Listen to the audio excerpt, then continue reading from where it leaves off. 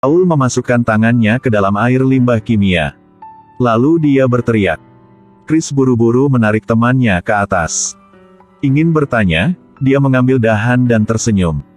Semua orang bingung, itu hanya lelucon. Ketika semua orang hendak pergi, Paul punya penemuan baru. Orang-orang masih berpikir itu lelucon tapi kali ini nyata. Dia mengeluarkan belatinya, dengan hati-hati membuka bungkus daunnya. Seekor ikan berbentuk aneh muncul. Semua orang tercengang. Semua bertanya-tanya mengapa ada ikan yang terlihat seperti ini. Satu orang akan menyentuhnya. Mereka sangat bersemangat. Kemudian bersiap untuk naik bus ke tempat berikutnya. Tidak memperhatikan ikan aneh di dalam air. Mereka ingin menemukan sensasi dan secara sukarela menyerbu ke pembangkit nuklir Chernobyl. Untuk amannya, Paul memegang alat pengukur nuklir. Jika radiasinya terlalu tinggi, dia akan membawa semua orang pergi.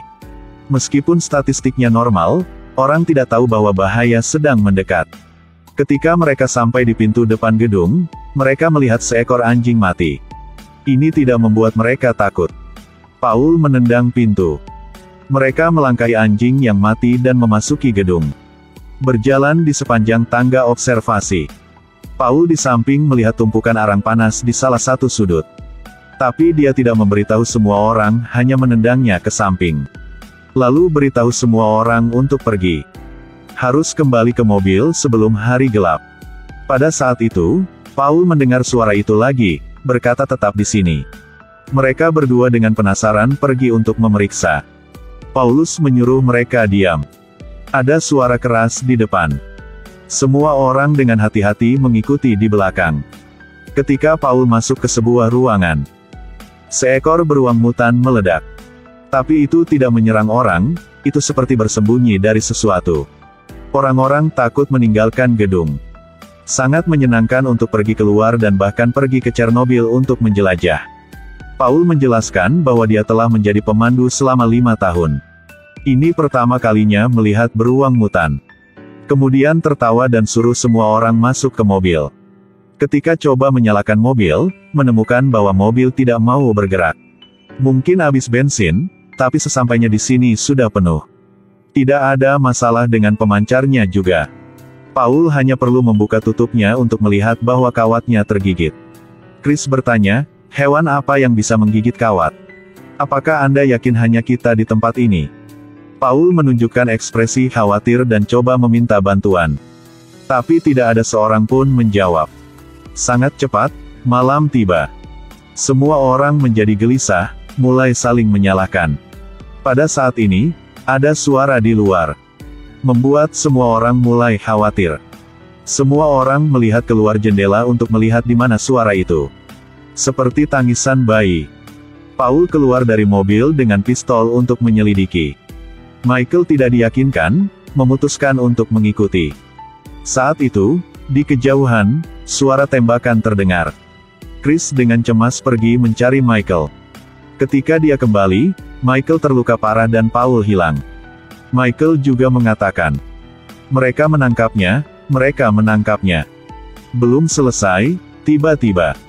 Sama seperti itu, semua orang mengalami malam yang menyedihkan. Chris menelepon Paul tetapi tidak ada yang menjawab. Ketiganya memutuskan untuk menemukannya. Karena hanya dia memiliki senjata. Sesampainya di depan pintu, mereka menemukan walkie-talkie Paul. Mengikuti noda darah, ketiganya masuk ke dalam. Suasana suram membuat mereka merinding. Kemudian, menemukan Paul jauh di dalam tetapi dia hanya memiliki kulitnya. Pada saat ini, pintu tiba-tiba terbuka. Mereka bertiga buru-buru melarikan diri. Natalie melihat pemandangan yang mengerikan. Untungnya dia mendapatkan pistol dan kemudian melarikan diri dari sini. Chris mulai menembak, hanya 3 orang yang bisa lari. Kembali ke mobil, Chris menyuruh semua orang keluar dari sini. Tapi cedera Michael membuatnya tidak bisa berjalan. Dan Natalie melihat sosok buram di kamera. Di daerah yang terkontaminasi nuklir ini, ada makhluk hidup lainnya. Untuk pergi dengan cepat, mereka harus memikirkan cara lain. Mereka pergi ke halaman bekas yang ditinggalkan dan menemukan sebuah bus penuh dengan lubang peluru. Tapi ditembak dari dalam. Betapa menakutkannya tempat ini. Chris menendang pintu mobil dan ingin masuk ke dalam untuk mencari senjata. Tapi aku hanya melihat baju yang berlumuran darah. Untungnya, mereka menemukan jalurnya. Saat mereka hendak berbalik, beberapa anjing mengejar mereka tanpa henti. Tidak mungkin, 4 orang harus melalui air yang terkontaminasi radioaktif. 1 orang tidak hati-hati, 2 orang jatuh bersama. Ketika dia diselamatkan, kaki Zoe digigit dan berdarah. Mereka kembali dengan lelah. Tapi yang menakutkan adalah mobil itu telah menghilang. Mengeong di rel, mereka menemukan mobil yang terbalik. 2 orang di dalam telah menghilang. Tidak jauh, mereka menemukan telepon. Tonton videonya di dalam. Hanya melihat Amanda melihat keluar. Jendelanya langsung pecah. Mobil mulai bergetar hebat. Setelah itu tidak berhenti bergulir. Mereka berdua berteriak ketakutan.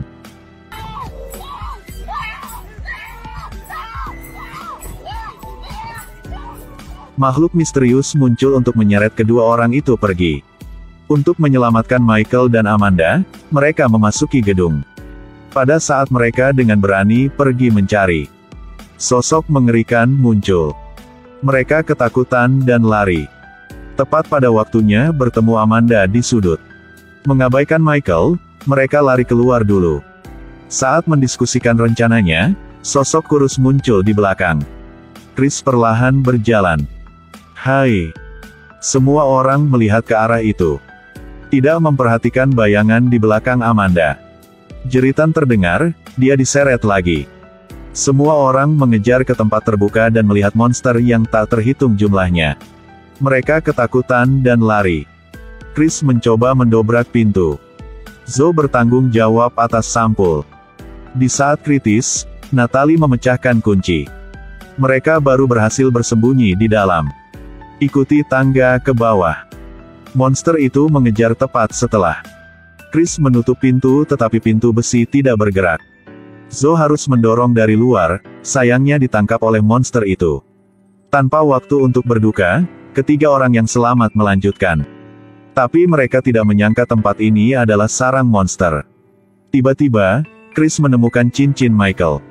Di tenda terdengar suara lemah yang menyuruh mereka melarikan diri. Lalu, cepat jalannya. 3 orang sedang menaiki tangga. Mereka datang. Mana tangannya? Natalie dibawa pergi oleh mereka. Dia berjuang, ingin menyingkirkan mereka.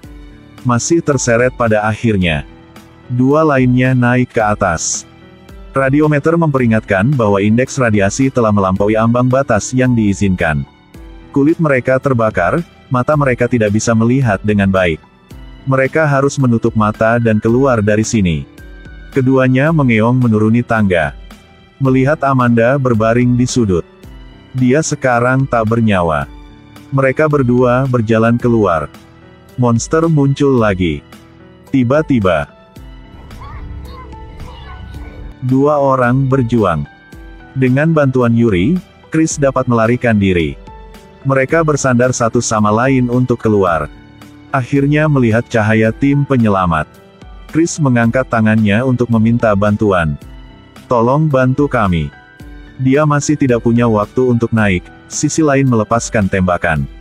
Melihat Chris pingsan, Yuri putus asa. Dia menangis dan pingsan di sampingnya. Ketika bangun, seorang staf medis muncul. Yuri bertanya di mana ini. Dan staf medis hanya bertanya apakah dia melihat monster.